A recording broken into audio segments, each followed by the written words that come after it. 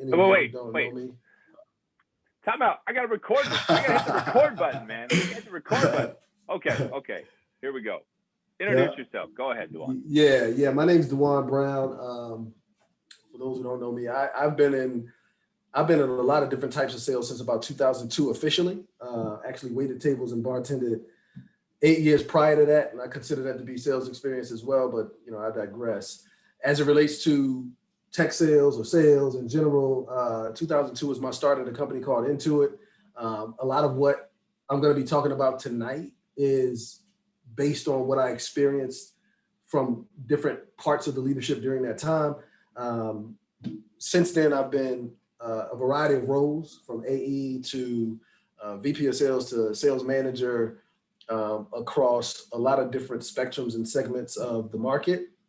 And right now, I'm a senior director of global sales at Seismic, serving marketing and sales organizations. I think that the goal that I have, so sometimes you set personal goals for time that you're going to spend with people. And my goal today or tonight is really just to say, what is success to me from this time that we're going to be spending together? Success to me is if each of you can pull one thing and say, this is an area of leadership that I really want to start to own in on. I hope that happens. I hope that there's some shift or transition or pivot of thinking and thought process as it relates to what redemptive leadership is. And I will do some modicum of a definition for you, Scott. And then hopefully I can give you enough context to where you can actually implement something, right? Even if it's just a turn of a phrase going forward to impact your growth toward, I hope you desire to grow toward redemptive leadership. And if so, that one of the things that I say, or one of the ideas that comes forth from within you based on what I say, will lead you to that next step in that progression. If you even agree that it's a thing, it should be a thing and something that you should pursue, which I hope you will. All right, I'm on the go. You're ready to go, bud. Right. Well, can you start us off with the definition? Yeah, I'm gonna start you off with a broad definition. So and I'm gonna dig into it a little bit in the slide to talk about what redeem means and our ideas of redemption outside of leadership, right? But ultimately for me, redemptive leadership is the intentional and continual expansion of the framing of what levers are in the sales space, right? Or in the leadership space, right? There are, as we think about sales leaders, we tend to think about the levers that we can pull, quote unquote, and I'm not sure I even love that terminology, but we think about the levers that we can pull to drive revenue and get the best out of our people. What I believe redemptive leadership is like a deepening and a broadening of the scope of those levers to include things that are purely internal and not necessarily externally driven, right? So intrinsic versus extrinsic. How do we even get to that point? And why does that differ from the norms that we've seen across, for me, the last 20 years in sales leadership? And then what is the longevity that you gain from the results that you get when you lead redemptively versus any other type of way? And I don't know if that's not a succinct definition by any means. But I think at its core, what I'm talking about is thinking about all of the levers that we believe we have as sales leaders and leaders in other spheres of our lives, and then going beyond those and taking anything that feels external and moving it to the internal and trying to draw a straight line between the two, right? Absolutely less self-serving and less manipulative. And actually it lasts longer, right? The results of that type of leadership are more long-term. And I think that's ultimately what we want if we are caring about and for our people. And so I'll share my screen. Oh, you disabled the sharing. Can you enable me to share my little old deck? Go ahead. All right, thank you. And so two things I'm not gonna do during this time. I'm absolutely not gonna slide deck you to death. I got I think maybe 5 slides. I'd love for this to be, and I know it's a lot of you out here, some of whom make me really nervous to be speaking in front of you, but at any rate, I'd love for this to be as close to conversational, as close to interactive as possible. And so I want to present a few things as ideas and high level thought processes and frames. And then I'd love to get feedback however we get that. And I think Scott has said that he's going to be moving through the questions, right, in the chat. I think everybody on here follows Scott Leese, right? And this and this is an ode to Scott Leese, because when I read this, when he posted it, which is the secret to being an awesome leader, tap into what matters to each individual and help them get it. I believe language is important, right? Words have meaning. And one of the things that I noticed immediately when I read this is that what Scott didn't say, right? So in this quote, Scott does not say the secret to being an awesome leader is to ask each individual what matters to them and help them get it.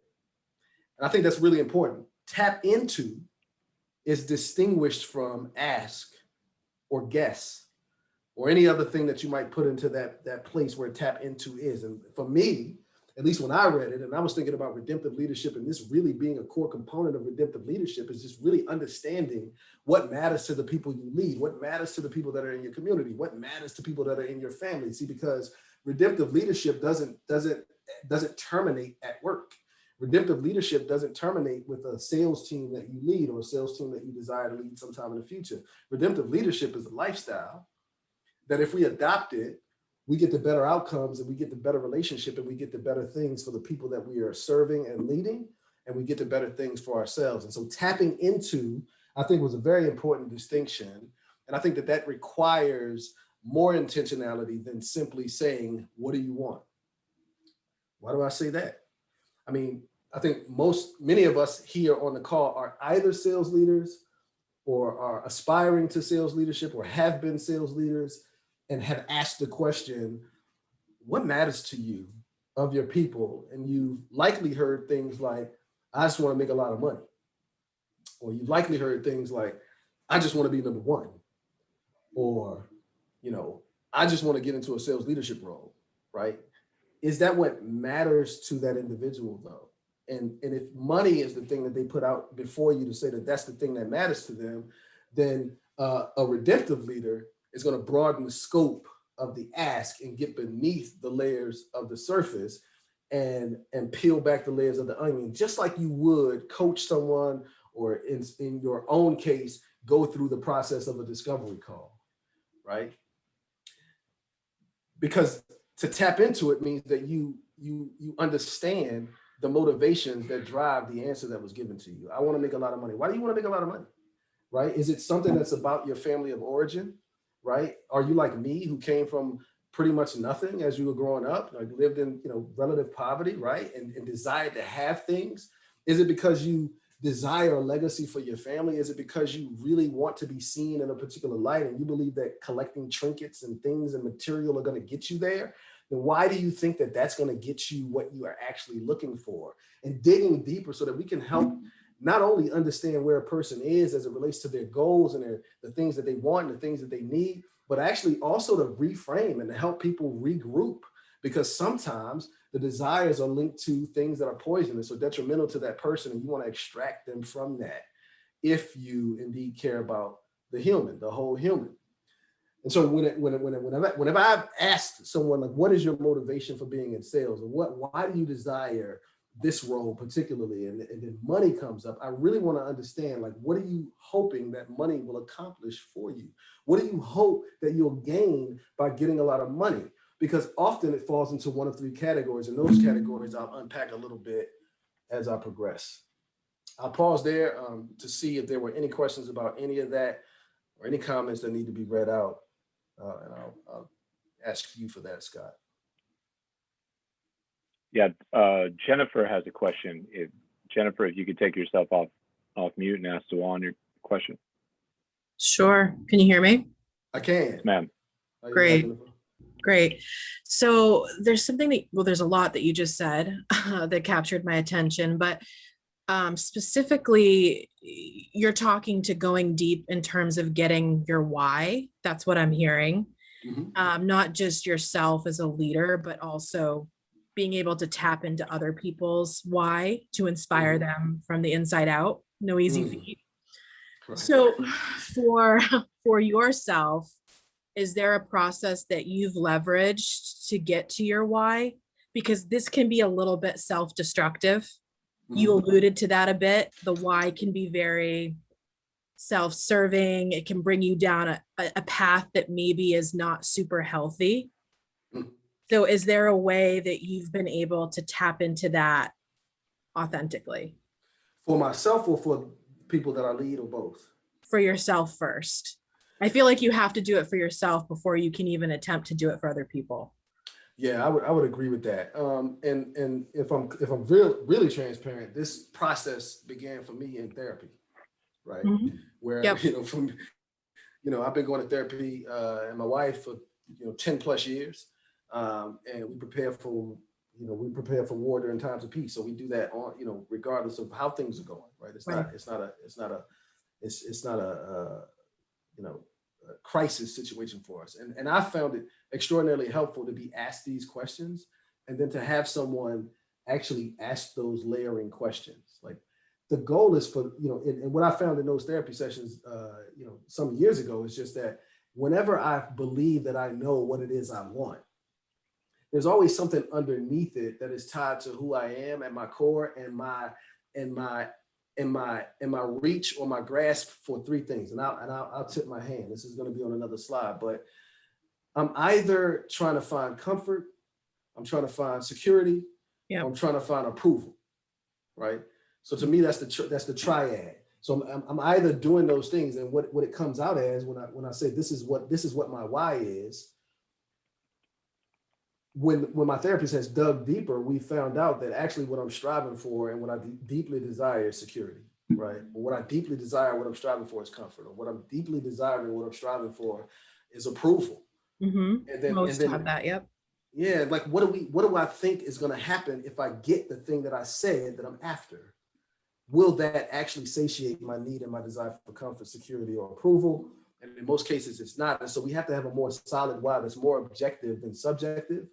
And that can be tied to the ways in which we think, the ways in which we approach things, the ways in which we articulate what it is that we actually need in a given moment, right? And that comes out in disagreements, that comes out in arguments and things like that, where I'm saying, I can't believe that I could give you a really clear example where it's just like there was a particular role that I was working in, and all I could articulate was, I don't know how long I can work here. These processes are killing me. I can't believe you all haven't figured out a way to streamline some of this work. I feel like I'm doing a bunch of busy work, et cetera, et cetera, et cetera, et cetera, right? And I'm going to tell you why this type of person, who I am, with extreme highs, extreme lows, and they last really short, why it was so necessary for me to find leadership that was redemptive in the context of who I am. But what happened was, as the leader who was a redemptive leader at the time, worked with me through it, what I really figured out was that it's not that I was overwhelmed by the lack of streamlining. What it really was is that I was afraid that because of the level of work and the volume of work that I was being set up for failure. I was scared to fail. I was scared to fail. And so a redemptive leader goes a little bit beyond that, and so the fix for a leader who desires to be redemptive, wants to help their people, is usually like, I'll take some of that off your plate.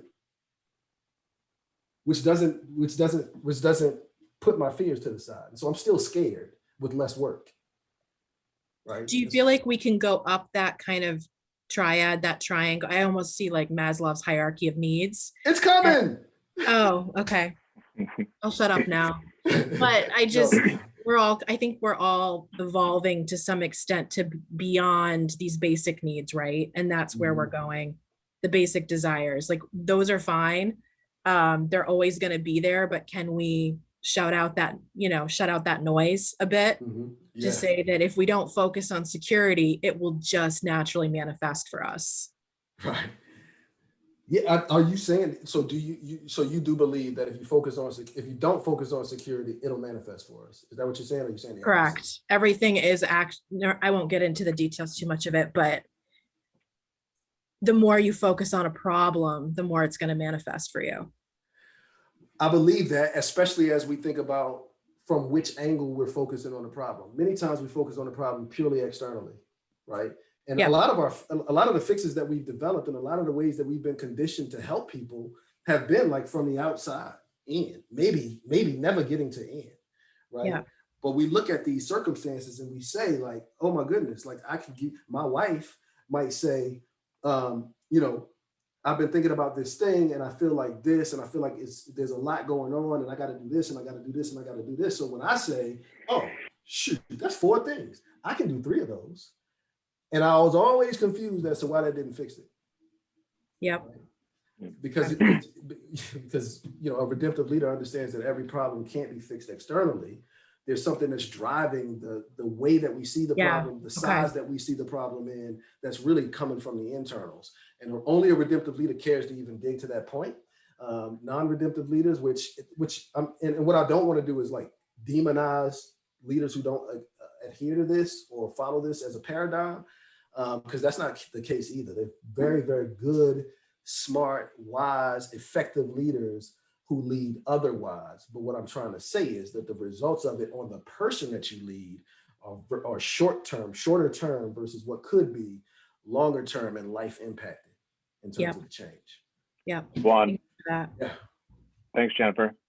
DeJuan, you want to keep going on your own? I got three other questions here, but I don't want to, you know, some of the questions are getting ahead of you a little bit. Okay. So I'll keep going for a little bit. Okay. I'll keep going for a little bit, then I'll pause again. And then, great. You know, the best part about this is this conversation, to be quite frank. Perfect. Okay. So I thought, right, it would be helpful to think about redemption, right? Because we talk about redemptive leadership. And if you happen to be one of those people like I would have done, I would have Googled redemptive leadership before this session to see what is DeJuan going to be talking about. Can I get a little head start on this? And if you did that, you would have seen redemptive leadership, I think, in one frame. And that frame is from a Christian worldview, written by a pastor, thinking about leadership from the perspective of leading a flock of people, right? Or leading a congregation. That's not really the frame that I'm thinking about, though there are elements of it when I think about grace, when I think about mercy, when I think about transparency, when I think about trust. These are areas that I think about. There are a lot of definitions for the word redeem. Most of us probably think about redemption or redeeming something from the perspective of a coupon. If you come from my background, couponing was a big thing. We'd love to go to the store and get $5 back for a bag full of groceries. So that's one thing, or redeeming like a Groupon or any of those sorts of things where you take something that really doesn't have any intrinsic value, you trade it in for a perceived value against something physical or tangible that you're purchasing. But that's not the definition that I focus on when I think about redemptive leadership. This is, though. And again, language matters greatly. And we look at this verb, it says to extricate from or help to overcome something detrimental. My goodness. What comes to mind when you think about extricating? Extraction. Yeah, like digging deep and pulling something out. Digging deep and pulling something out. I actually thought about the jaws of life. Right? When you think about these heinous accidents that happen, and you see on the news that's, you know, a person had to be extricated from their vehicle.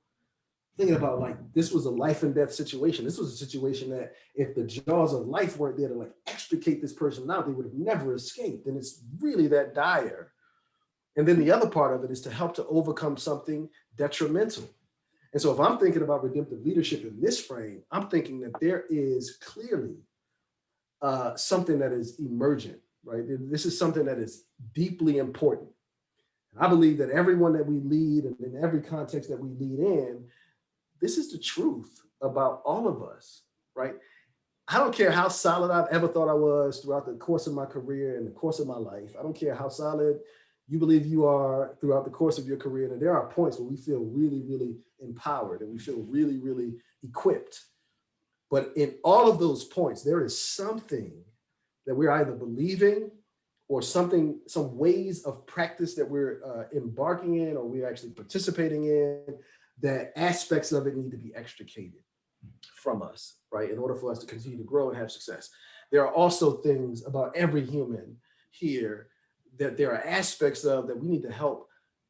We need to overcome ourselves because it's detrimental. And that's something that, like something what we were just talking about, Jennifer, these different thought processes, these different narrow instead of deeper thinking, this different external thought process versus this internal as it relates to leadership. These are true about, I believe, every human being. And this is why when I spoke to KD and he said, what is one thing that you wish leaders knew?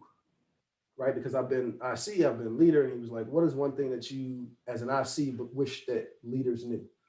And the one thing that I mentioned was that you actually, as a leader, you actually don't have a person on your team who doesn't need some of these things: motivation, encouragement, coaching, right?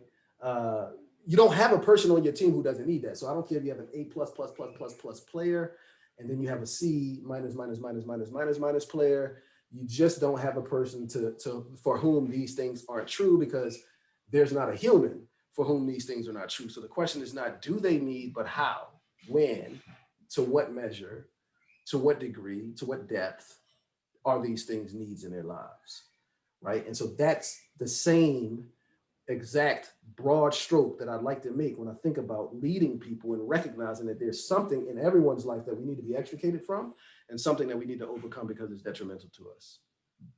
I'll pause again. Natine, let's go to you.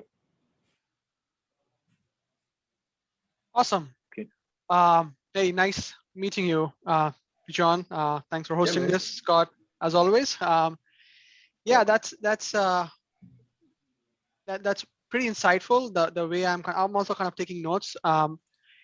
Here's my question.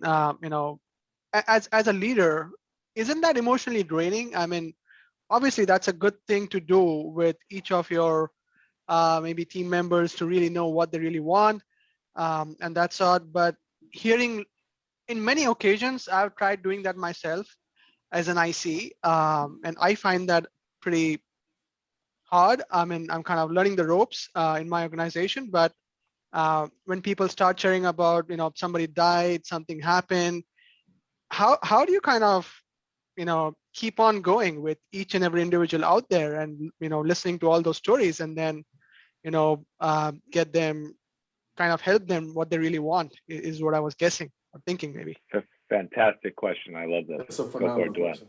Go for it, DeJuan. I love the question. And a part of it is like, I remember when I took my first leadership role, my boss, who was the person who advocated for me and brought me into this role and really fought to get me there. One of the first things he said, he's like, what's going to be most difficult about this role? And I was like, what? He was like, you are now a counselor. You are now a therapist, right? And so to your point, that's difficult, right? It is emotionally draining to some degree. But I think where we really want to get to, and I'm going to talk a little bit about it on some other slides, is we really want to get to a place where the trust that you are a safe place in person, where the trust that you actually are concerned for things beyond these external drivers that we talked about earlier, the trust that you are a person who will, and I say this with a caveat, you will, and things like that. And I'm can you hear me? Yes, you froze for a second on my end, but that's okay. Okay.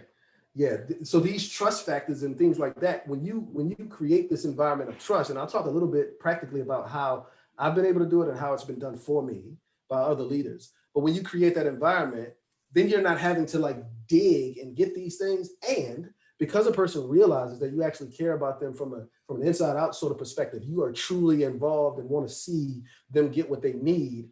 I have found that it takes less time to engage, acknowledge, align with a person who's running through that pain or having that loss than it would if you tried to do it absent the true connection and true desire to actually be redemptive in the space.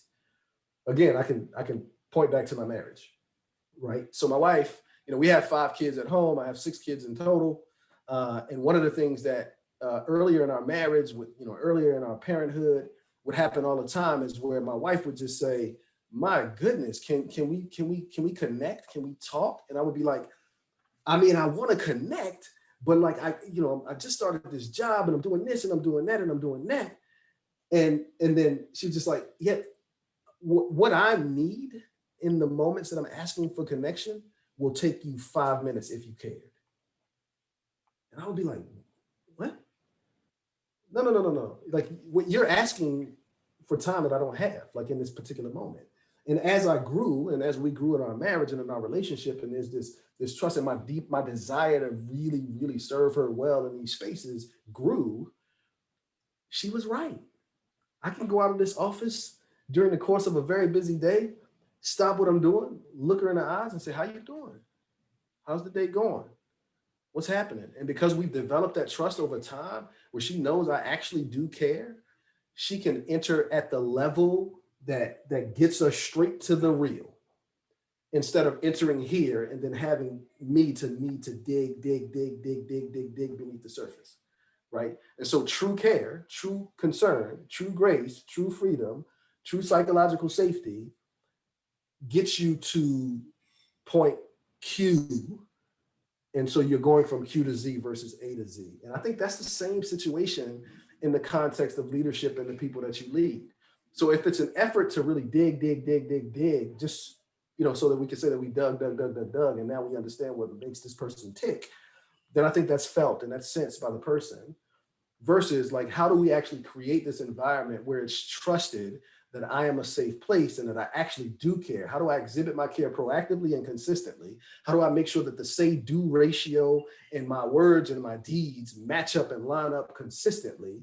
And how does that drive the conversations that I'll have in the future with these people, from A to Z, down to F to Z, down to G to Z? Finally, you're going to be at X at the beginning of the conversation so that you get to Z quickly. You can align, you can acknowledge, you can feel with, and these are some of the things that deal with the comfort, the security, and approval that many of us need at different levels during different times of our career, of our day, of our week, of our month, of our year, of our quarter. Does that help at all? Yeah, thanks for that. I do have one more question, won't take long. Sure. So going back to what you said earlier as well, right? Getting to know what the person really wants. Let's assume it's money, for an example. All of your team members need money, right? Hypothetically Sure. here. And obviously, in a position like leadership, not everybody gets a same piece of pie every single time, every single quarter, year, or whatever, right? And to that point, if you kind of keep on, creating that hope within the team that, all right, I care that you need money, maybe those reasons are valid, but they might not get it in this quarter or that in that year, right? Ultimately, if they don't get it, are we seeing ourselves as a leader on breaking that trust? Well, my leader is asking what I need. Here's what I need, but I'm not getting it. What do you think? Very good question again. Like you got some really insightful and thoughtful questions. I appreciate them deeply. My first question again, it kind of goes back to what I was discussing earlier. Like, I would say 80% of the younger salespeople or the newer to their career salespeople will say that money is what they're after. But again, like, so developing and building and nurturing this atmosphere of freedom and getting deeper than that and saying, okay, what is the money? Like, what do you hope to do with the money? Like, what are your goals with the money? Like, I've actually had sales leaders come to me and money being my motivator, or at least what I articulated as my motivator, come to me and say, like, let's paint a realistic picture of what you might be able to earn. And then let's talk about how you can actually get to it. And then let's talk about some gap fills on the way to it, because it's not going to happen overnight. But what I can do is we can help you to manage and think through what your money looks like and how you manage what's coming in and how you manage what's going out. Let's talk about budgeting. Are you budgeting? I was like, no. Right? I come from waiting tables and bartending. Budgeting. My budget was like, I ran out of money. Let me pick up a shift. Right? So I had no concept of what budgeting was. And so I actually had a leader who helped me through that, so that the money that was coming in, though it wasn't my goal, though it wasn't what I thought I needed in order to accomplish some of these other ends, it was enough in the moment to actually help me to make baby steps toward those goals. And as more money came in, I knew better what to do with it and how to do with it. So it's still that. So it's still just going a little bit deeper. It's still understanding, like, what's the motivation for this money? What are you hoping it accomplishes for you? What do you think it'll bring to you? What do you want to gain from it? What are your aspirations and goals? What are you going to do with that money? Who is that associated to? And like really having a relationship in such a way that you can have these discussions. And maybe the most true thing you can say to a person is it'll take you 2 years to close a meaningful deal. But in the midst of that 2 years, let's talk a little bit about how you manage your base. And if you're open to it, let's talk about some structure and and maybe even me giving you some outside help or pointing you to some resources that'll help you to deal with your current base in the waiting room of this big commission that you're hoping for. So I'm not promising that you're going to make all the money that you want. I know that's your goal, but ultimately what I want to do is equip you in a different way so that you live differently and better and you think differently about money if that's something that you're interested in. And as a redemptive leader, like I really want to know, are you interested in that? Because if you are, I want to help you there, even though it doesn't impact necessarily my sales number. Pause. It does impact the sales number because if you're comfortable with the money that you're making because you have a management structure and strategy, you're not chomping at the bit to look for something that's going to give you a more instant gratification as it relates to your role, I think. We got time for it. Can we sneak another one in, DeJuan? You want to? Yeah. Let me make sure that answered. Nitin, is that how you pronounce it? Yeah. Okay. Did that help at all? Was that? It did. Yeah. That was pretty helpful. I'm taking notes, and thank you so much for that. Yeah. No problem. I appreciate the question. A totally different perspective I never thought of. So yeah. I appreciate the question. Perfect. Andrew Newcomb. Hey, Scott. DeJuan. How's it going, buddy? Newcomb. Long time no see, DeJuan. My guy. How you doing? Good. Hey, you and I over the years know these folks. When you sit down and you try to extricate more depth behind their why, you're talking about why do you want more money? Not everybody's an open book. That's a fact. And some people, frankly, don't even understand anything deep. Some people, I just want money. I want money. I want money. So is there an example that you can share from your career where you've dealt with someone like that? And how do you get them to open up and find that as opposed to the person who's just ready to talk it through and already knows themselves? No question. Thank you. Thank you for that question. I'll start with myself. So the example I'm gonna give is myself, right? And then how one of my most redemptive leaders got me to that place. So there was a time when I came into a role, and first, for a little context for everyone here, I'm erratic, right? I think Jeff DeJuan has probably experienced some of this. He's on the call. Andrew, you probably have experienced some of this, like the way that I move, and like sometimes I'm in a zone and it almost appears like manic depression, right? So there are moments when it's punctuated and I'm up and I'm going hard, and there are moments when I'm down, and I say things in these moments. And there have been times where I have just been thinking that transparency was the best key. Like I just say the stuff, right? And sometimes when I say the stuff, if it's not a really psychologically safe environment, then I get pegged, at least temporarily, as a detractor. This is what happened at this point in my career. This was relatively early in my career. And so I was just like, but I don't feel that anymore. So so in one of these moments where I'm just like having this emotional, this visceral response to a circumstance, I say things. And then when I say it. And then it could be like an hour later and I don't feel any of that anymore, right? I'm fine. Like I don't feel any of that. But what happens is not everybody is able to track with that, right? And so the fear that I developed and that I was conditioned to have is that when I have these emotions and I have this thing that I want to say, I have to hold it and hide it because it may change really soon. And if it does, the person that I said it to or the person that was present when it was said isn't able to flex with me back to norm, right? Or back to health or whatever the terminology that you want to put on it. And so the most redemptive leader I had to date is a gentleman who said to me, hey, man, I felt what you were saying when you said what you said, right?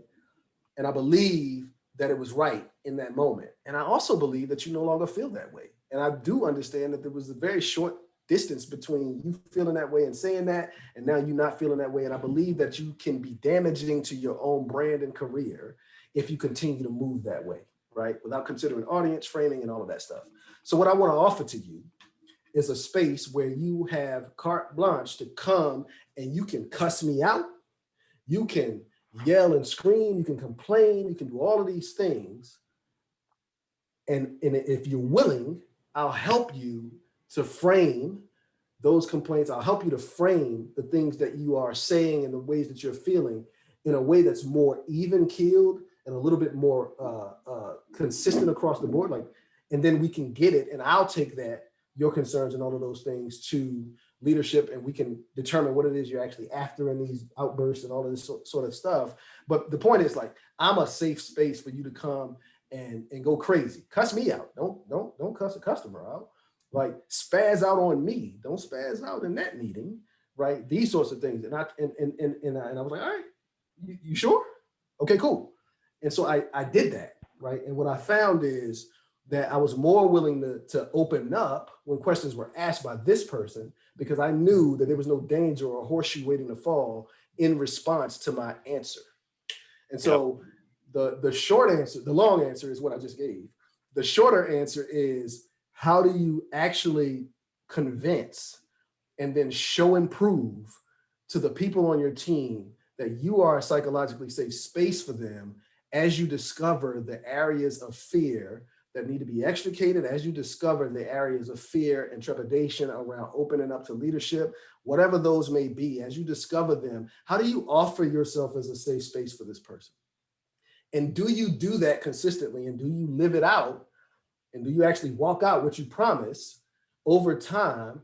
And what my boss found in that situation was, I tell him anything, right? I come to him and say anything. And there were times when I would, I would call or text and things like that. And it was that type of relationship. And he was super helpful to me. And I literally adopted that when I ended up leading a team. And I had people like you described, people like me who felt like, for whatever reason, I needed to be understood in the way that the things are formulating in my brain, and refusing help or being afraid to receive help from someone in framing and contextualization. I had people like that on my team. And after a while, when I really said, like, this is a safe space, I created a Slack group. I said, this is a safe space. Our one-on-ones, I want you to bring, if you could complain about things, bring those to your one-on-one. If you have things that you think should be improved and you have ways to help improve them, bring those to your one-on-one. And you'll never hear about them again outside of this one-on-one unless I'm bringing it to someone in the proper frame or helping you to frame it properly, to take to someone to actually get the results that we're after. And that trust over time, it's not overnight, but that trust over time helps to break various types of shells in various types of personalities who are withholding information for various reasons, most internal, almost never external. So I don't know if that was helpful or not. It was. I think the first thing is just declaring it, right? Not every leader says or even issues the invitation of, hey, you're cool, we're cool. You can be honest with me. And then you have to hope and pray that opportunity comes along to follow through, like you said. And I think over time, you start to get the reputation, because that first person that you follow through with eventually is going to say, hey, that DeJuan guy's really cool. Like, if he tells you that you can open up in his office, believe me, he means it. So that's cool. Yeah. And it's an exercise in, like, a long-term exercise, but in actuality, like, it's really what you desire, right? It's you really desire it for that person. You really desire it for yourself. You really desire it for the team. You really desire it for the organization. People need these spaces, and you really have an interest in giving people that space. That's why the long time piece to it doesn't really impact your pursuit of it, because you're not looking for quick fixes, right? You're just looking for an environment. Like, you want to produce and create and foster an environment where this is true. And if it's an environment where it's true, and it takes one person 2 weeks to recognize the truth of it and enter in, and it takes another person a year to recognize it and enter in, all the same to you, this is the environment, right? Yeah. Thanks, bud. Thanks, Andrew. Yeah. DeJuan, I'm going to give you a few minutes to continue on, and I've got 4 or 5 people in the queue ready to ask questions, so I'll let you talk for a little bit. Keep going. Yeah. I don't have a lot more slides. There we go. You see that, Jennifer? This is, and I was going to ask the question. I was going to say, hey, anybody recognize what this is? And so, yeah, this is the hierarchy of needs, Maslow's hierarchy of needs. And one of the questions I was going to ask of the group is, like, and I don't need an answer, I just kind of want you to think about it. Like, I've met some high-powered individuals. You have too. I've met some people who are, like, stellar examples of all things I want to be. You have too. The individual we've never met, any of us, is the individual who you can grab 2 of these and remove them and say that person is still that, right? What do I mean? There's no human on this planet who doesn't have these physiological needs. There's also no human on this planet who doesn't have these safety needs. I also grew up with some people who were relatively what you might consider like hard rocks, right? And what I mean by that, like rough upbringings and just seem to be the toughest thing on the planet Earth, right? The Mike Tysons of the world, right? That's the vision that you get when you think about some of these people. You probably have too. But interestingly enough, safety needs, security and safety is also a part of who they are. I've also met people who eschew relationships in depth, right? I don't need any friends. It's me against the world, right? A la Tupac, right? But in reality, that's not true. So my point is that when we look at this hierarchy of needs, this is a human hierarchy of needs. This is not a one person, this type of personality, this type of disposition, this type of performer, high, low, whatever. This is a human need chain, right? This is everyone needs this. And why am I saying that when in the context of redemptive leadership? It's because knowing this, and I'm not asking anybody to go and memorize the hierarchy of needs. I'm going to actually try to simplify it in the terms that I talked about with Jennifer a little bit earlier to help with that. But I mean, the point is that, you know how it is when we talk about discovery calls, and I've long said that, right? It's, if I ask you a question as a straight question to which the answer is right behind a Google search, I didn't really discover anything in that question that I asked you, right? So don't ask what you can Google. Right. So to me, like discovery is actually discovering something. Like, whoa, I just found that out, right? I researched, I didn't see that in my research. I just found it out in this call. But the things that we can find out, the things that we can know, if you're researching an organization, you can find out like their objectives. You can find out how their executives are paid and comped in the proxy reports. You can find out how they see themselves and what they're projecting to the street. Like you can find those things out. Does that mean you don't ask questions around it when you get to it? No, but you ask questions from a different frame, right? You ask questions from the perspective of, hey, this is what I know. These are the pieces that I put together. This is what I don't know. Can you help me there? Or some framework like that or similar, right? Or some other framework. Well, what I'm trying to say is that people are the same, right? You're not all of a sudden going to discover that the most secure, feeling, sensing, looking person on your team has security and safety needs. You shouldn't be discovering that. You should know that. And then you should be looking at that person and saying, golly, I know their safety and security needs there. I know they're striving for security. I wonder where they're finding it at. I wonder, this person looks so secure. I wonder where they're finding that security at. Like, what's the origin and the source of that security? Well, this person seems to have all kinds of, this person doesn't need any recognition. Great day. This person doesn't care about recognition. They go, yes, they do, right? We all have esteem needs. So the question isn't like, how do I get other people to not need recognition like this person? The question is, why is this person's need for recognition masked? Where are they getting it from? And maybe it's outside of work so that they can come to work free of the need. But it's a question that redemptive leaders want to know the answer to. And that's what we're doing as we lead our people and as we lead in our communities, and even as you lead from the seat you're in as an IC, like a part of what we're trying to do is just understand, like, I know everyone has all of these needs. I'm now curious as to where you're getting it, where you're getting it, where you're getting it, because it looks like you don't need it. It looks like you don't need this other piece. It looks like you have this sewn up. I'd love to be able to figure out in our conversations and through the trust factor that I'm hoping to build amongst the team, like where these things are anchored for you, not how we can get other people to not need it like you don't need it, because that person doesn't exist, as I said. Pause there. I know you said you had some questions. Yeah, let's go to Pat, whose question can tie right into these needs along with your 3 different motivators. Okay. Yeah, it's a good segue. So basically my question, when you listed off those 3 things earlier, DeJuan, comfort, security, and approval, I was wondering if those 3 are universal and if you have any other like core motivators that fall outside of that list. So yeah, can you just talk a little bit about that? Yeah, great question. Thank you. I'll answer the second part first. Are there other core motivators that fall outside of that list?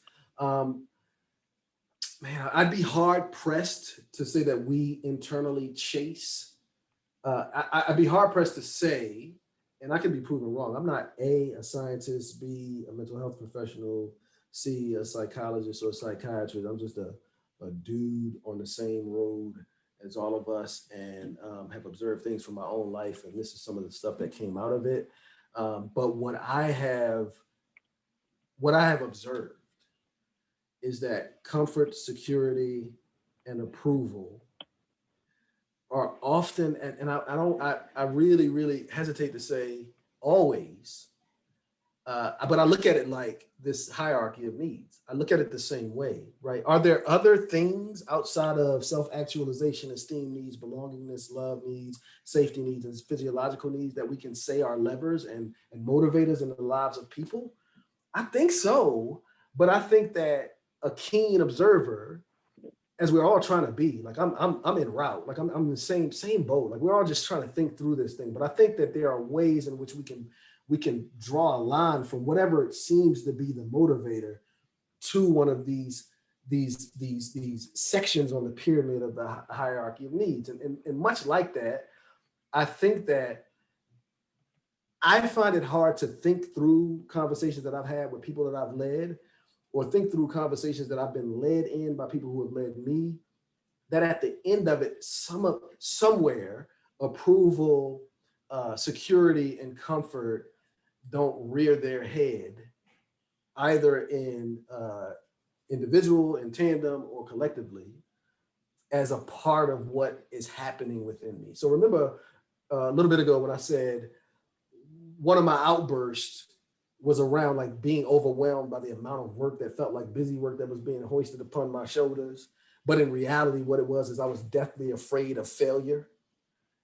And then I said, why was I afraid of failure? Like if we really dig, is the reason I was afraid of failure is because I felt like in order for me to be approved in the context that I was in, especially in that time as a Black man, like I had to really, really kill it and never not kill it, right? And when this work came to me and these new streams of activities came to me, I felt like it was endangering the ability for me to gain the approval of those who lead me so that I could be seen in a particular light, right? And that made me uncomfortable. So I was uncomfortable, I was afraid, but in reality, that fear was really about being approved and how people would see me, right? What I would look like in the eyes of those who were beholding my failure to be able to do this thing that I hadn't yet failed at, and so forth. So I find it difficult to not be able to draw a straight line to one of those three things, but I would never say, especially right now with the things that I know, that it's impossible that there are other external motivators or other things that need to be brought into light or view. Yeah, for sure. That's frame it a little bit? Totally, man. Yeah, I think, when I wrote that question earlier, we hadn't gotten quite to the pyramid yet. And I'm having flashbacks to my high school days here, and safety needs, belonging, and esteem needs are all, I feel like, the comfort or like security is the safety, right? It's right there. Approval is the esteem needs, and then comfort is probably that middle one, belonging. So yeah. And that's why I said, like, I never memorized this, by the way. Like I've never been that level of a scholar. I learned it like most of us did in school. And then I felt like, oh, okay, cool. Like we have a hierarchy of needs. Like, for most of my life, it's just been like food and water. And I thought that I was cool. So as long as you fed me and you watered me, I was good. But in reality, I wasn't. And my therapist helped me to see that I was deeply not, right? Let me not do that. Let me get the rest of the questions before I move forward. Dale, you there? You ready? Yeah, I'm here. And I think someone was just asking a similar question. First of all, love the topic. I think I never heard the word redemptive leadership, so I appreciate the definition. I always think about it a little bit in like servant leadership.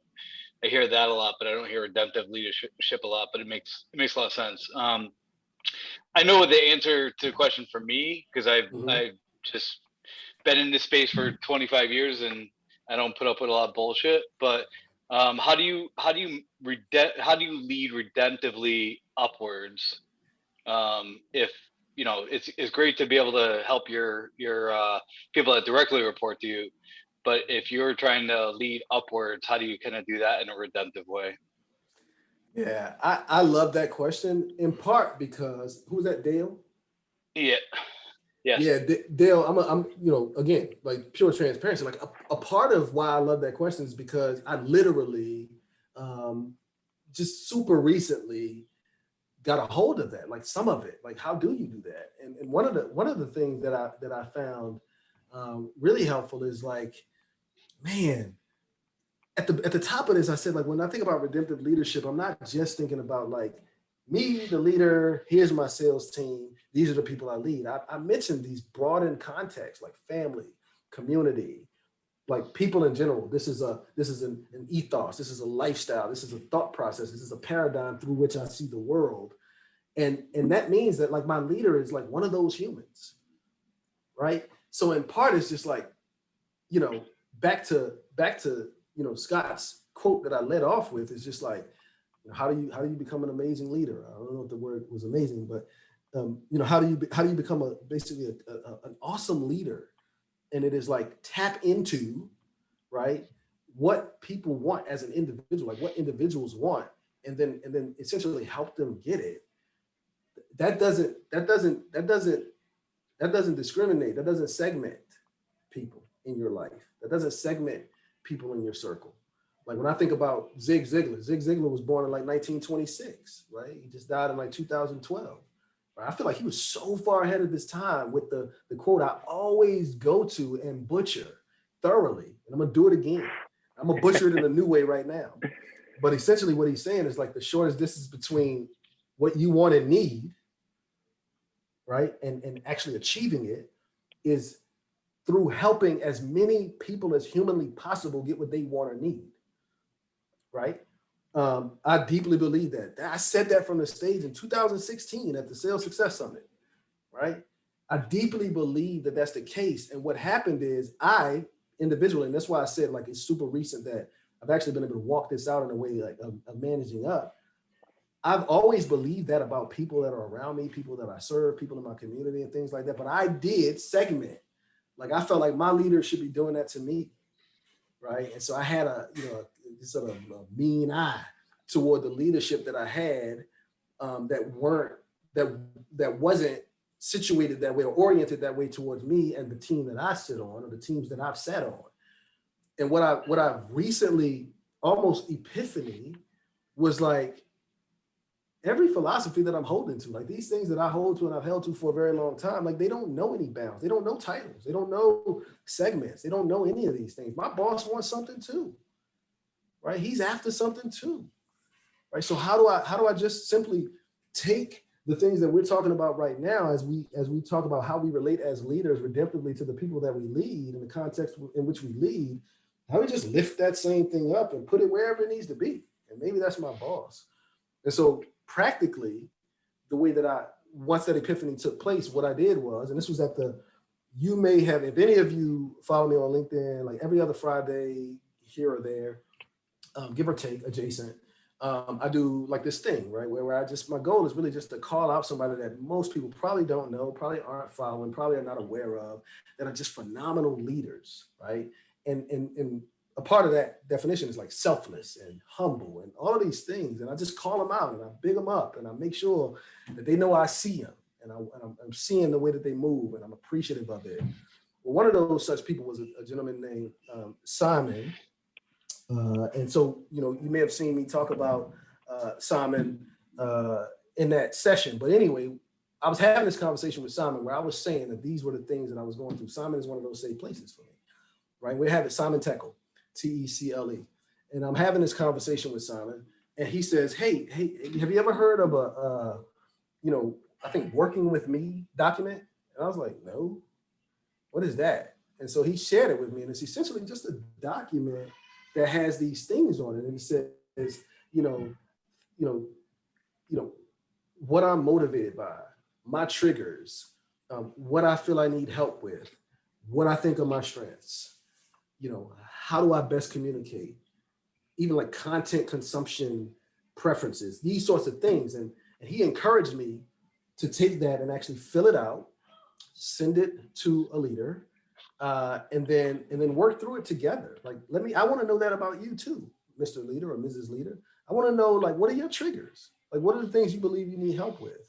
Like, where do you believe that you're strong? Like, so that we can have this as sort of a level setting session where, I'll admit to you, I shared that with, other VPs of sales and things like that. And it was said that this is amazing, right? This is an amazing way to manage up. And it considers the whole person of the person that you're presenting that with. And you kind of coming together and going through these things and saying, oh my goodness, if I knew that was a trigger, everything I did this last year, I wouldn't have done in that way, right? And it's just like this sense of like camaraderie, it's the sense of togetherness, it's the sense of I desire to work in a way that benefits and helps you. And I desire for you to know me in such a way that you can do the same. And that's sort of managing up through, even though it wasn't clearly stated in that document. This is really us just trying to figure out like this hierarchy of needs. Or where do I find comfort? What am I scared of? Where do I find security? Where do I get my approval from? How do I feel most recognized? I need you to know that as my leader, but I need to know that too as one that you lead. And so that was an exercise where I found that to be really helpful. Yeah, I think that's a great answer. I think there's, I think if you find leaders that you respect and that you can have these open conversations with. Mm-hmm. I've been in this game 25 years and I found way too many leaders that won't be open to that. It's much easier, as Scott was talking a little bit, to unmask the people that report to you, because there's kind of like this question answer type of thing. When you go above your head, people, like when you're managing up, people have a tendency, if you're not that type of leader, to be vulnerable. Like they're not going to let down their guard. And so like I was just in a situation recently, this happened, leadership changed, new leadership came in, they were just, didn't matter what you were saying. And then I was out. It was like, I've been in this game way too long to try to convince somebody, have this conversation to try to help everybody together. Yeah. Yeah. It's true. Like, I mean, it's true. Like you said, you've been in the game for 25 years. You've experienced, I'm sure, a plethora of leadership styles, and some of them are really closed down. That's true. But what I'm hoping that I can encourage, what I'm hoping to encourage us all to is just like this ethos that I'm talking about, this redemptive leadership thought process, this paradigm. What I'm hoping is that as we progress it together toward like growth in this area, that it actually becomes one of those things that like I love hip hop, right? I love hip hop. Hip hop is the genre for me. I like a lot of other genres. I love hip hop, right? It doesn't matter if like you and I are hanging out and you hate hip hop. And even if I put on some music that's non-hip hop for your entertainment, and I can be entertained by it too, it doesn't change my love for hip hop. Like this is a lifestyle. So like this redemptive leadership thing worked out in its most full, robust, and impactful context. I think it is what it is, right? Like, so my goal and desire to actually manage up and try to help my leaders get exactly what they need and really be clear and clarify some of those things. I want that to be just like a part of who I am. And it just happens. And maybe it doesn't work out effectively because of the disposition or the personality or the bent of the leaders that I'm trying to help with that or try to be that with. But I want to really be me, who I am. And sometimes that means that, maybe it doesn't accord with the role. Maybe it doesn't accord with the leadership and all of those things like that. And so, yeah, you take alternate turns and things like that, but I don't think we're making a decision. And I don't think you're saying this, Dale, but I just want to be clear for myself. Like I wouldn't be making a decision as to whether to apply redemptive leadership to a specific scenario or a specific person or a specific context on the basis of what I think or know or have found out their response to it will be, right? Just like Scott and others on this call, yourself, Dale, Andrew, others that are on the call, just like you're not making a decision as to which version of yourself to be today on the basis of how it might be received. If you are, then, we sometimes do that, and that is that comfort and approval piece that we're talking about, and I'm gonna talk a little bit more about here shortly. But I think that If we can get to a place, or if I can get to a place where this is just literally my lifestyle, I know that there are going to be some people who are not open to it, who don't receive it well. And I don't want that to impact whether or not I make the attempt to be redemptive in my relationships. I don't know. Personally, I think we grow into it, like you mature into it, because I can tell you when I was younger, like it wasn't that way. Like I'd just be in 100. Like you grow into it, you learn, you fail, and then you try to figure out what's best for you and the people around you.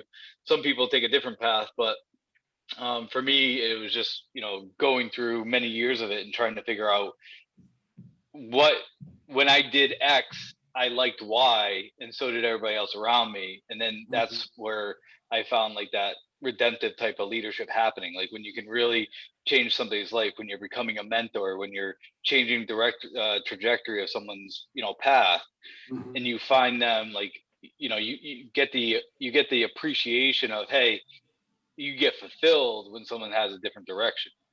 Yeah. 100% agree.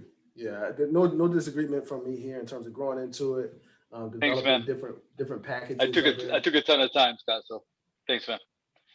No worries. Keep rolling, DeJuan. Yeah, no disagreement from me on that. I appreciate that perspective and insight, Dale, for sure.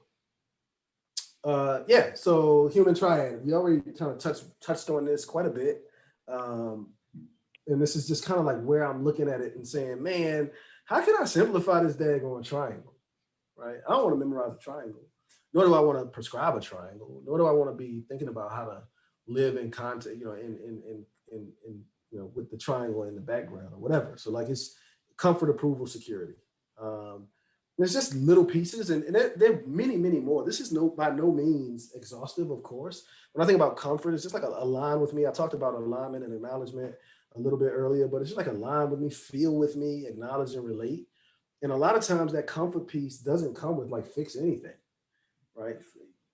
You don't have to fix anything. It's just like, I said this, my goodness. I understand. Like, and here's also like another element that I don't have on any slides, but I'd like to mention. I tweeted it a long time ago, and it's just really this sense of like, how do we cultivate the type of humility that allows us to align with people who are very different than us in their perspectives and their opinions and their thoughts about specific things. And one of what's been helpful to me, at least when I'm able to do it for myself, and sometimes I'm actually led to it by my wife or other people who are like a group of people who I call unflinching friends, is this idea that there is really no, and I would ask that anyone please put it in the chat. Make sure that Scott, ask this question of me if this is not the truth for you.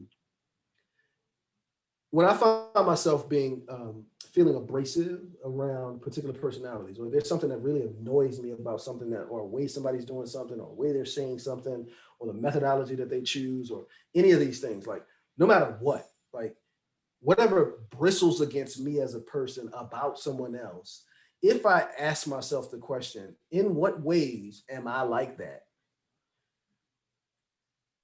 I've yet to be able to answer that question with no way. I'm not like that at all in any way. What do I mean by that? Like, so I think about punctuality, right? So I feel that I'm an extraordinarily punctual person, and I would say in all contexts. My wife would say not in all contexts, and I feel like she is notoriously late and helps me to be late in all kinds of contexts. And she would say like not all contexts. And I used to be so boiling when it was a place that I wanted to get to on time. And I found out over time that it's really places that have a designated start time, right? So if we're going to a game, the game starts at 7, tip off is at 7, or kickoff is at 8:05. Like those are concrete times that things start. I want to be on time for that. And then I discovered that I don't care as much for things that have loosey-goosey times. Hey, come to my house, we're cooking out anytime between 6 and 9, right? I'm not that stringent. My wife is okay with being late to some things that I feel like we need to get to because they have a start time. But she's not okay with being late for certain things that fall into certain categories. And so what ended up happening for me when I asked that question around lateness is, in what ways am I like that? Well, I'm like that exactly when it comes to things that are loosey-goosey and don't have set start times. And so it doesn't mean that I don't try to bring correction where correction is needed. In the cases when I'm dealing with people that I lead, it doesn't mean that because I can relate and tie back ways in which I myself am that way. It doesn't mean that I don't bring correction. It doesn't mean that I don't challenge. It doesn't mean that I don't help and coach and train. It just means that I do it from a different place. If I can clearly understand and acknowledge like that lives in me too, I get that, then the conversation that I have, even if corrective, even if, quote unquote punitive, it comes from a different place, right? It comes from a place where we feel like we're beside each other and not that I'm above you and you're below me because I don't do that, or I would never do that, or I've never done that. And it's really akin to like having a leadership perspective that you've seen it on LinkedIn when people get on and they start blasting BDRs or SDRs for the emails that they put together. You're just like, what do your emails sound like if you have to send an email to like the CEO of the largest company in the universe, right? Like, what does that email look like? And can we critique that, right? Like, are there ways in which you are very similar to the thing that you're critiquing with impunity? And if so, can that help shape the humility that you approach even correction or reframing with? And so that's where we can get the ability, I think, to align with and feel and acknowledge things that even are disconnected from our current experience, but we can find areas of our lives where we've experienced exactly the same thing, maybe in a different context, maybe in a different way. Approval, who I am and not what I do, right? Can you help me to understand, like, I'm not what I do, but I am a person and I'm who I am? Are there ways in which your leadership can help me to see that more clearly if you sense that I'm not seeing it clearly, or if I articulate things that indicate that I'm not?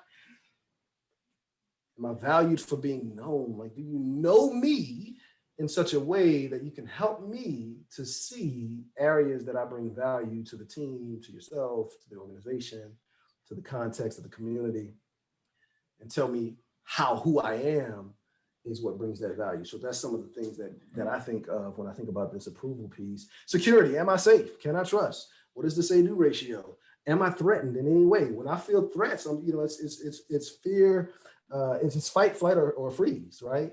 And so how do we minimize the threat that is felt by people on the basis of the areas of the hierarchy that they are not fulfilled in, or the areas of these things that we've been talking about as we learn people? How do we create this removal of threats? As opposed to just this barrier removal. Like, hey, yeah, if you have trouble getting the procurement, like, come to get me, I can remove that. That's awesome. I think that's great leadership. I think that there's something else though. Like, there's this idea that I'm threatened by something in the context of my work. And if through relationship and through trust and through this trust building exercises that I'm talking about, we can get to a place where I feel free to say those things, then you can actually help me to mitigate the threat that I feel internally or externally. And I talk a lot about stereotype threat as a Black man in tech sales. I've had leaders who have helped me effectively mitigate that threat in the context in which I worked for them, and I will forever see them as redemptive leaders. I'll pause right there. Davidek, you had a quick question.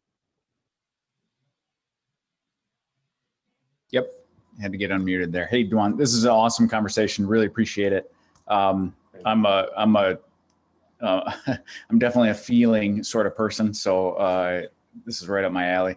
I had a question that was kind of related to managing up, and I'm just as a follow-up to that. That was a great answer, but I'm curious if you could offer, short of just kind of maybe walking the walk and showing your leader what that might look like. Are there any other concrete examples or suggestions you could make to kind of bring that to the team? Yeah, as I think through it, like in managing up, I think is really nebulous in terms of a term. There's a lot that can be caught into it. I know for sure that there are times when I see areas in which my leader may be falling what would be considered short, right? So I think about communication. Like, communication is huge, right? Not all leaders communicate well, right? And there's some things that get trickled down, but don't actually get I hate this term, but don't actually get cascaded out to the team. And one of the things that happened, and this is a concrete example from my actual real life, right? So there's a situation going on at a role that I had, and I'm kind of a nerd in some ways, right? Like I want to know what's going on, and I want to know where the stuff is to get us into the reports so that we can understand, like blah blah blah blah blah. But my leader was not. He kind of lacks in those ways, and so like cascading and communicating those things out to the team was like a shortcoming of his. I don't know if he would have acknowledged it openly, but I clearly saw it. And I think we all clearly see like certain areas of shortcoming, areas that we would hope to be improved for the benefit of the whole team. And how do we approach that? So for me, what I decided to do is like wherever I saw this shortcoming poke its head up, like there was something that I knew was communicated from the executives in a sort of an all hands type meeting. And I knew it was critical that we get the information for it in terms of the client list and all of this type of stuff in a timely fashion, or we'd be way behind the 8 ball as it related to prospecting, right? And I knew, because I knew my leader at the time, he wasn't gonna get it out to the team in time, right? And so what I did was I went and got it. I went and got the list from the origin, the source of the list. And instead of like me sending it to be the hero, right? I actually sent it to my boss and I said, hey, here's the list. I got it from such and such. I think you probably want to send it out pretty soon because I think the deadline for the outbound stuff is like X, Y, or Z. And I thought you want to send it out. And repeatedly, I did things like that. And what that did was, I don't know if you call that managing up or what, but what that did was it built a level of trust between me and that leader that I actually cared about that leader's reputation, that I actually cared about that leader's brand, that I actually wanted to protect it if I could, but also help the betterment of the whole team. And so we're not peers at that point, but that leader began to see me more in a peer-like context, and then other ways in which I would bring suggestions for improvement and enhancement or whatever the case might be, way, way more open to hearing it, knowing that I'm not looking to take your job or make myself shine. I'm actually trying to help you shine and make you look really good. And I've been picking up balls and pieces in order to do that. And so now the relationship is way deeper. And to Dale's point, every leader's not going to take kindly to that. Every leader's not going to respond that way to it, but this leader did. And that was one example that I believe applies. Yeah, that's great. Thank you. I appreciate the perspective. Well, we got a question from Brent. We can go to Brent next. Thanks, Scott. Appreciate it. DeJuan, great session tonight. I appreciate it. I've learned a lot. This goes back to a point you were talking about earlier where you said you want your team to vent to you, not to a customer, not to another manager, anything like that. I agree with you. I'd rather keep that stuff behind closed doors between my team and I. I put this in the chat and got some feedback, but I want your perspective. I say the same thing to my team. Come to me, vent, it stays behind closed doors. And when that door reopens and you walk back out into the office or, virtually you hang up that call, that's done. It's gone. It's over. But when you bring a problem, when you want to vent, we're going to talk about a solution at the end. We're going to find a way to fix this problem. That way it's not just a venting session. At the end of it, we're going to try and find a solution. And what I found is my team gets really creative because when they are extremely furious about something, they get real creative about solving it. So I wanted your perspective. Is that fair as a leader? Do you think I'm holding them to a standard that's not right by saying solve the problem yourself? What's your perspective on it? Man, I think that's perfect. I wish I had said that, that had given that type of context, Brent. I think that's beautiful. It's true. It definitely shouldn't be like, hey, let's have a quarterly venting session. We accomplish nothing, but you get to get everything off your chest and you're protected. That wasn't what I was going for, but I can now, as I think through like the way I framed everything, I can see how exactly that piece was missing. So the piece that you just filled in, I think is critical to actually accomplishing something from those sessions, right? Because there is an outcome that's desired by the person that's venting to you. And so the question is like, like you ask it, I think perfectly for your context and for, for all of us to learn, from me to learn from, like, like they're like, all right, cool. All right, you vented. All right, let's bang it out. Like, what are we going to do? Like, what are your ideas? Like, how can we solve this? And then, like, I think is a bonus, or has been a bonus when I've exercised this, Brent, is not only what is the solution that you propose or several solutions that you propose, but all right, let me get you in front of the people with your proposed solution when you're now even keeled, because we've worked through this and you vented and we've done that stuff. And now you have this awesome solution set or potential solution. I want you to shine for it, right? So like, let me actually not only like help you frame the ask so that it can maybe get accomplished by the people who have the power and ability to accomplish it, but let me also like make sure that I'm framing this solution as one that came from you, not me. Hey, and let's sort of usher that in. If it's a solution just for the team and it's me that's the owner of it and all of that stuff like that, making sure that I give credit to that person as that solution gets tried or attempted or rolled out or anything like that. So I think the extra bonus step may be trying to make sure that that person gets light for that, the recognition for that, right? Which is, feeds into that approval and that security piece. But absolutely great ad, necessary ad, that is not just a venting session where you can just, pardon my French, bitch and moan, and we walk out, you feeling great because you got it off your chest, but no one's improved by it or no systems have been impacted by it. Like, let's make impact despite how you feel by working through what you feel in a safe place, and then actually come into some solutions as a result of it. Love it. Thank you. Awesome. Thank you. Keep rolling, DeJuan. We got about 10 minutes left. So just kind of move Right. towards wrapping up a little bit. I don't even know if I got another slide, but we'll see it. No, that's it. So those are the slides. Okay. So, I think that's a good time for what I normally do, which is over talk. We have a space left. We can do with it what you'd like, Scott. I'm happy to answer more questions. If Kelly is still here, Kelly had a question.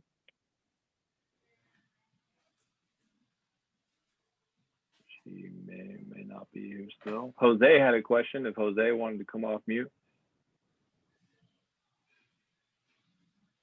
Hey. Go ahead, Jose. Hey, thank you for this. So I had two questions. I think one was already kind of answered, like how to unmask instead of someone that it's either a colleague with your level or under, but in like your manager or someone like that. I think it was somewhat covered. So then another question came in that was, why do some managers opt to have the mask? Why not just, be open to your team and just have a conversation, tough conversation sometimes, but just open for it to talk. Yeah. I'd love to hear from anyone else who would want to contribute to that question. I can tell you why I've worn a mask as an individual contributor and as a leader. It's fear, security, approval. I want to be seen as even today, like this, I'm not exempt from this right now where I stand in this office, right, at my house. Today, like I continually wrestle against how I want to be seen and the effectiveness of that. Like, if I get what I want, like if everybody sees me like I want everybody to see me, what do I get from it? Is it worth it? And some of what we're talking about today, this transparency, this redemptive sort of nature, this grace, this desire to see people grow and flourish and all of those things. Like, it's a wrestling match. And sometimes it's not, it's not that people don't, because I think ultimately people want to be known. So here's something that's philosophical for me. I believe that at the core of all of our being, we have a desire to be known for exactly who we are, thought, word, and deed, like exactly who we are at our core. And at the same time, secure that we are loved and cared for. And they wrestle against each other all the time, right? So if I'm being exactly who I am in a given moment, like I talked about that earlier, there's a real fear that now that you know that about me, you're not gonna love me, you're not gonna like me, you're not gonna care about me, right? And I think we all wrestle with that at some level in some parts of our lives. And it takes like these sorts of sessions to just kind of talk through this stuff. It takes sometimes just like really, really having someone like prove to you. I don't know what you all think about like Dale Dupree is awesome at like just being a consistently loving person to you no matter what. I don't care what, right? And he, over time, it wears on me personally. Like sometimes I get voice notes from him that just move me to like softness and desire to be that open and that transparent, because I believe now that no matter what I show Dale, he's gonna love me. And that's a place of security that we long for. And that's a part of that security piece on that three-pronged triad. Everyone hasn't gotten there. Everyone hasn't been helped to even think that it exists, that there's this space that you can be exactly who you are and be cared about and loved and seen in a good light. And so we struggle. I think I've struggled and I continue to struggle with like, what will they think if they see this part of me? Or what will they think when they find out this about me? And that's one of the reasons that I love Scott Lee so much. And the content that he puts out there is just like, golly, right? Like, this is literally who I am. And some people are going to gravitate toward it. Some people are going to care about it. But like, there's a security there that the love that he needs, he has. And so he's free to like be himself. And it's cool for those who don't love it, because he doesn't have a need of love from 100% of the people on the earth. And I think in leadership roles, sometimes the sense is that I have to be this, I have to be that, I have to appear this way, I have to appear that way. And if I don't, then it's going to look like I'm inept. It's going to look like I don't have control of my organization or my team. It's going to look like this and like this. It's really appearances. In some cases, for me, it was appearances. It was fear. It was anxiety around what people are going to think about me. It was fear of man and having an overly active concern for the way that people perceive me in whatever space I was in. And I needed to have that extricated, right? I needed to have that extricated. I needed to be redeemed from that. And I still need to be redeemed from that regularly. And so community is extremely important to it. I hope that helps. I'd love to hear anybody else's perspective within the 3 minutes that we have left. Or any other questions. And now thinking from, so right now I'm an individual contributor. So for me, it's very easy to just be me, because I'm not like, I don't know, managing people or being a lead. I'm a leader for my colleagues of my level, but not for people that report to me. So I don't have anyone reporting to me. So does that usually change when you go from, so this question is for me being cautious if I start like, managing people and just being in a higher position. Should I be worried about that? Like, does that happen to every one of us? Is that something that changes when you move from individual contributor to other levels? It's a good question. I think for me, it's been like, contextually, the nuance changes. I mean, like, if somebody hires me, they should hire me, right? So like, if somebody promotes me, they should promote me. Like, I'm the one you promoted. I didn't change like, I wasn't like I didn't go through a presto change. I'm a new person now that you put me in a leadership role. Like, I'm the person that was here. You moved me and put me here. Scope of responsibility changed. All of those things changed. But ultimately, I hope that when you hire me, you hire me. And that's one of the things that I came to like being solid on. Like, anyone that hires DeJuan hires DeJuan. There's not gonna be no secrets. It's not gonna be like this new guy, or there's not like this bait and switch, or whatever the case might be. My point is, like, I think even as an individual contributor, wherever your fears lie, wherever your desire for security and approval and comfort lie, like, they just maybe get elevated and escalated to some degree when you move into a leadership role, because there's more scrutiny on the role. There's a lot more people looking at you. Like, there's, more eyes on you. But my hope for all of us, my hope for me specifically too, is just really that I grow into this idea that no matter what seat I sit in, it's me sitting in the seat, and whatever changes or whatever flex I need to make or whatever adjustments I need to make, I can make with full integrity, that it is me making these shifts for the benefit of the whole versus me making these shifts to cover for myself or in fear or in want of security or approval. Cool. Thank you, Jose, and thanks everybody for all your good questions and the killer conversation tonight. I was really excited to have DeJuan on. I've been kind of poking at him behind the scenes a little bit, chipping away for a few weeks and months now, trying to encourage him to get more out front and center, because I love listening to him talk, and I'm trying to convince him to further pursue his leadership career and get a little bit more ambitious, perhaps, with his endeavors, because I think a lot of people would follow him. And I know that I would, and I do. So I appreciate you spending some time with us tonight, DeJuan. I know everybody had a good time and learned a lot from you. So we really appreciate it, man. Yeah, my pleasure. I'm deeply encouraged by y'all. Thanks for the engagement and the questions. Yeah, thank you. I appreciate the opportunity. Reach out to DeJuan on connect with him on LinkedIn. That's probably the best place.